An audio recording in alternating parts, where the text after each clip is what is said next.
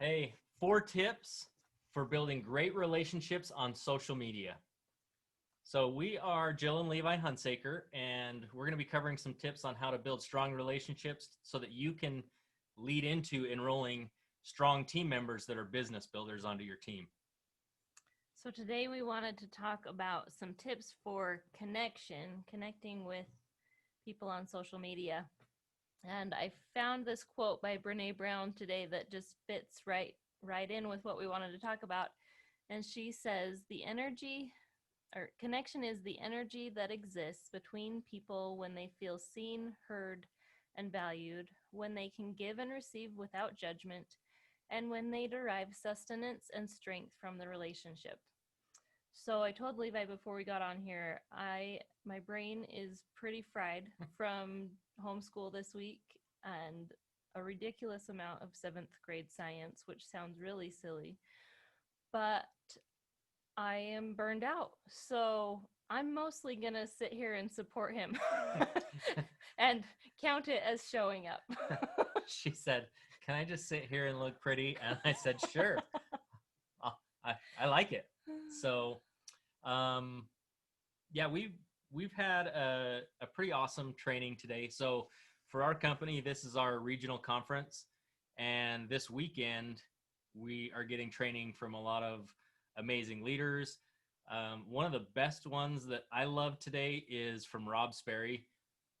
A lot of you probably know who Rob Sperry is, but I'm going to be bringing some of the things that I took away from that training today to you guys, because this is all about building solid relationships. Relationships are the lifeblood of business, and especially in network marketing, you got to build relationships because it's coming from your network. And if your network sucks, it's time to upgrade your network and find better people in your network that are, I shouldn't say better people, it's that are more interested in your products, to be your customers, to be your team members.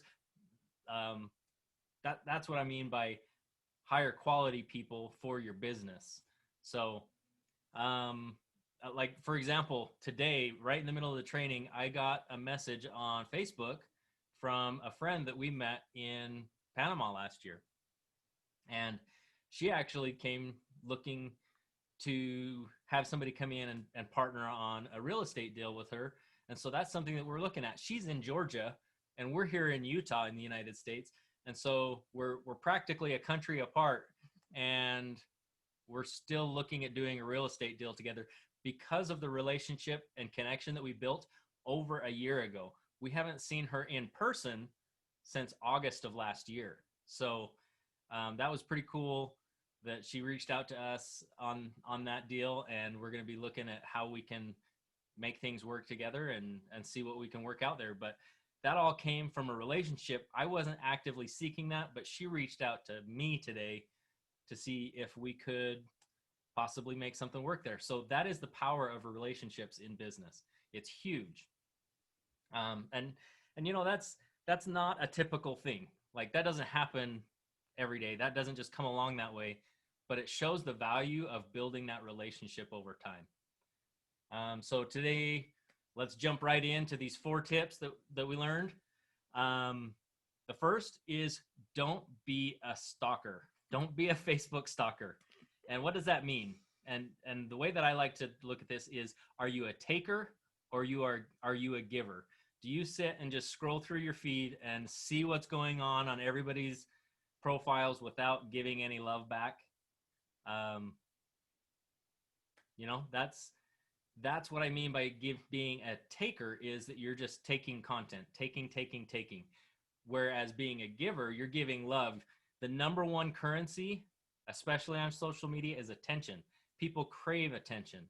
And if you can provide that attention, you are building a connection with them.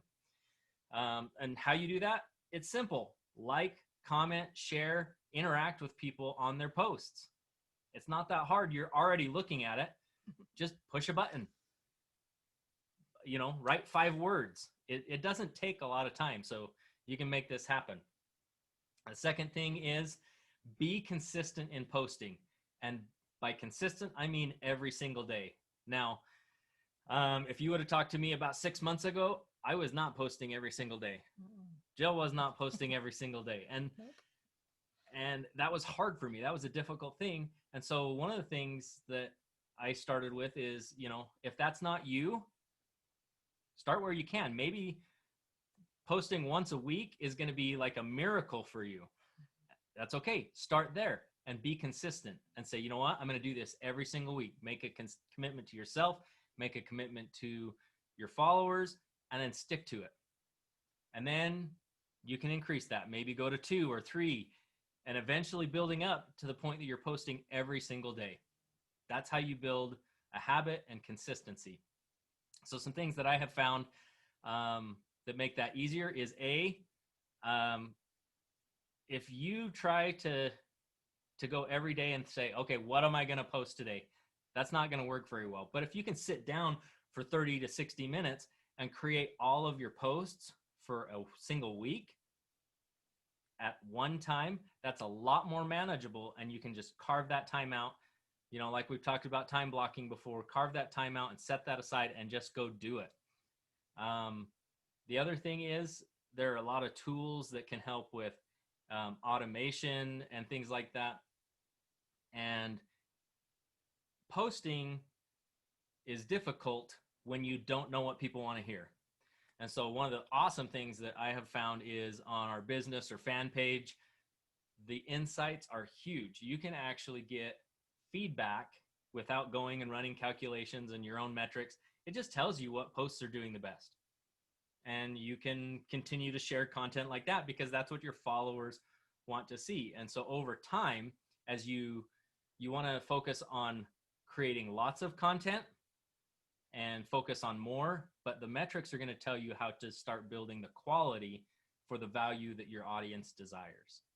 And always continue expanding your audience, but that's going to help you provide value to your audience. So the goal is value. It's always value. It's not to post just to post. It's to post to create value. Think about your prospects, think about your audience, think about who you are intending to influence, and what would they need to hear? What do they need to hear to move forward in whatever it is, right? So one of the big shifts that's happening recently is instead of large influencers with big followings, there's been a big shift to micro influencers, and that's people with 20,000 or less followers. So if you want to have a lot of influence, especially right now, micro influencers are where it's at. And that's basically us.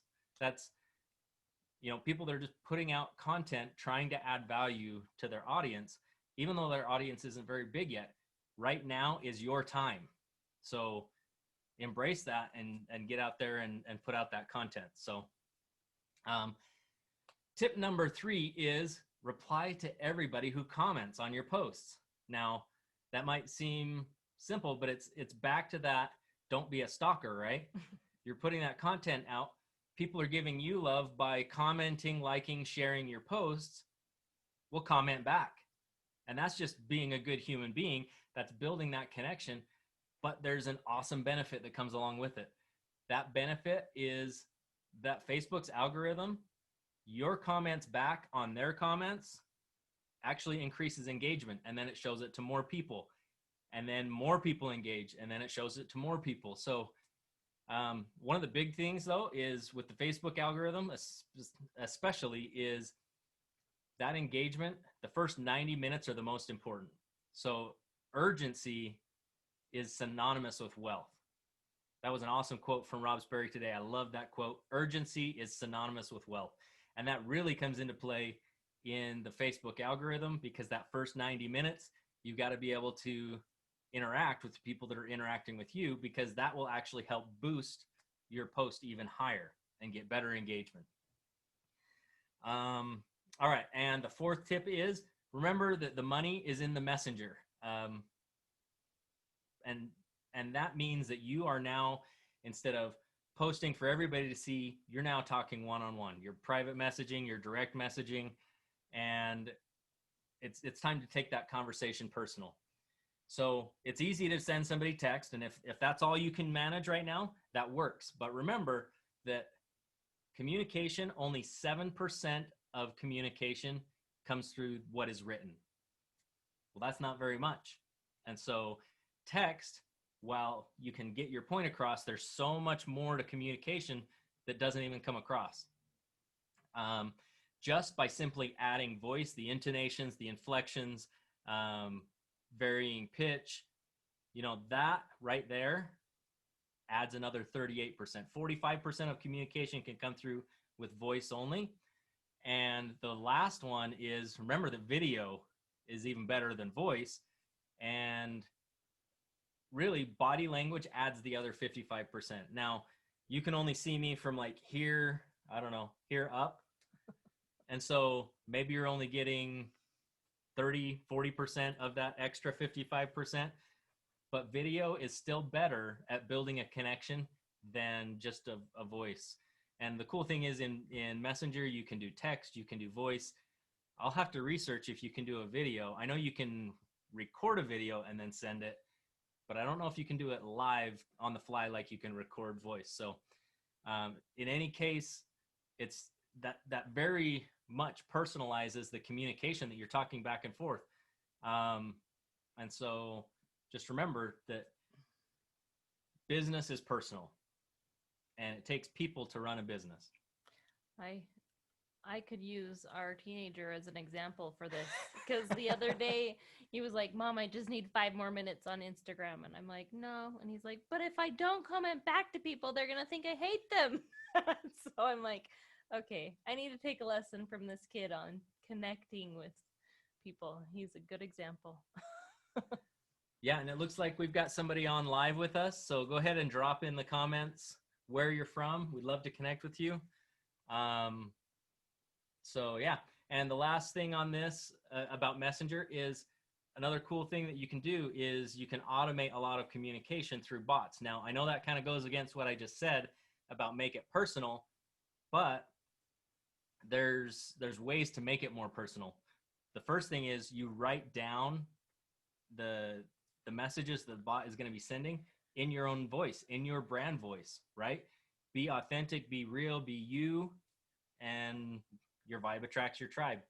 And the cool thing with that is that you can actually do a lot of nurturing and of your prospects and customers, but that does not get you out of talking to people. And one of our mentors, Garrett Gunderson, he actually said that every time that wealth is created, it can be traced back to a conversation. So remember that. You want to create wealth, you want to create a business, trace it back to a conversation. Have an awesome conversation with your customers and prospects. But the whole purpose of using a bot is to kind of weed out the people that aren't ready. So that really it comes down to one question. How do you treat your time? When you treat your time as precious and that you want to have personal conversations with people that are nearly ready to go or just ready to go right now, that when you're having that conversation and answering questions, it becomes much more effective. So you let tools help you in that nurturing process. So by the time you are having conversations, you are closer to, excuse me, my throat got really dry for a second. And I don't know where my water is, so that's awesome. Maybe that'll work. Nope. All right, let's see if we can finish this. So basically you want to be treating that time as precious, and so you